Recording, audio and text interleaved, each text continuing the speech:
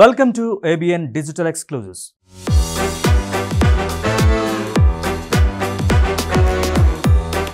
ఈ మధ్య కాలంలో పలు రాష్ట్ర ప్రభుత్వాలు మహిళల కోసం ప్రత్యేకంగా ఉచిత బస్సు ప్రయాణ పథకాల్ని ప్రవేశపెడుతున్న విషయం అందరూ చూస్తూనే ఉన్నారు. కాంగ్రెస్ ఎన్నికల అస్త్రాల్లో ఈ పథకం కీలక పాత్ర పోషించింది. అటు కర్ణాటకలో, ఇటు తెలంగాణలో కాంగ్రెస్ పార్టీ అధికారంలోకి రావడానికి ఈ పథకం దోహదపడిందని చెప్పుకోవచ్చు. అయితే కర్ణాటక, తెలంగాణ రాష్ట్రాల కన్నా ముందే తమిళనాడులో ఈ స్కీమ్ని తీసుకొచ్చారు. ఆ రాష్ట్ర ప్రభుత్వం ఈ పథకాన్ని ప్రారంభించి దాదాపు 3 సంవత్సరాలు కావస్తోంది. ఈ నేపథ్యంలోనే చెన్నైకి చెందిన citizen consumer and civic action group ఈ పథకం ప్రభావాన్ని అర్థం చేసుకునేందుకు టువర్డ్స్ జెండర్ ఇంక్లూజివ్ ట్రాన్స్పోర్ట్ పేరుతో ఒక అధ్యయనం నిర్వహించింది. ఈ స్టడీలో భాగంగా తమిళనాడులోని చెన్నై, కోయంబత్తూర్, సేలం, తిరునల్వేలి, తిరువణ్ణామలై, తిరువారూర్ వంటి నగరాల్లో మొత్తం 3000 మంది మహిళల్ని ఇంటర్వ్యూ చేసింది.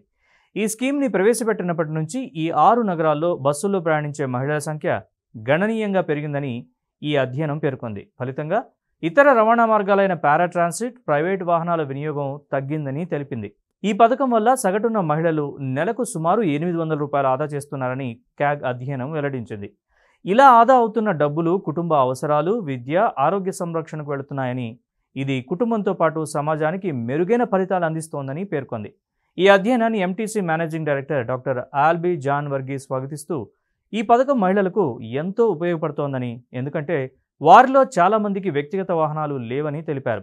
మరిన్ని బస్సుల ఆవశ్యకతను తాము గుర్తించామని, ప్రస్తుతం చెన్నై, రాష్ట్రంలోని ఇతర నగరాలకు వాటిని సేకరించేందుకు ప్రభుత్వం కృషి చేస్తోందని తెలిపారు. అయితే రానున్న రోజుల్లో మహిళల కోసం ఈ ఫ్రీ బస్ పథకాన్ని చాలా రాష్ట్రాలు ప్రవేశపెట్టేలా కనిపిస్తున్నాయి.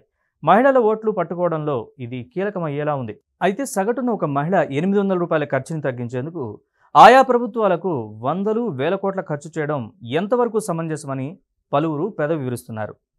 ఇది ఇవాళ ఏబిఎన్ డిజిటల్ ఎక్స్క్లూజివ్స్. అప్డేట్స్ కోసం చూస్తూనే ఉండండి ABN.